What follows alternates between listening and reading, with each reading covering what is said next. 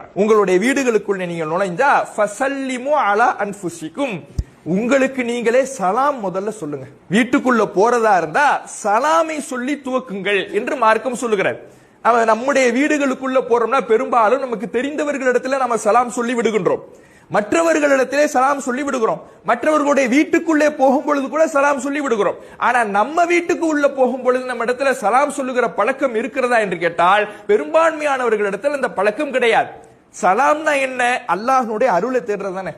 அஸ்ஸலாமு அலைக்கும், அல்லாஹ் ரப்பல் ஆலமீன் உங்கள் மீது அருள் புரியட்டும் என்று பிரார்த்தனை செய்கிறோம். மற்றவர்களுக்காக நாம் செய்யக்கூடிய இந்த பிரார்த்தனை, தெரிந்தவர்களுக்காக செய்யக்கூடிய இந்த பிரார்த்தனை, தெரியாதவர்களுக்காக செய்யக்கூடிய இந்த பிரார்த்தனை, மற்றவர் வீடுகளில் நுழையும் பொழுது செய்யக்கூடிய இந்த பிரார்த்தனை நம்முடைய வீட்டுக்கு வேண்டாமா?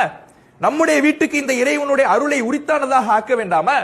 அல்லாஹ் எப்படி சொல்லுகிறான்? வீட்டுல யாருமே இல்ல, உங்களுக்கு நீங்களே சலாம் சொல்லிங்க. உங்களுக்கு அல்லாஹ்வுடைய அருள் வேணும் தானே?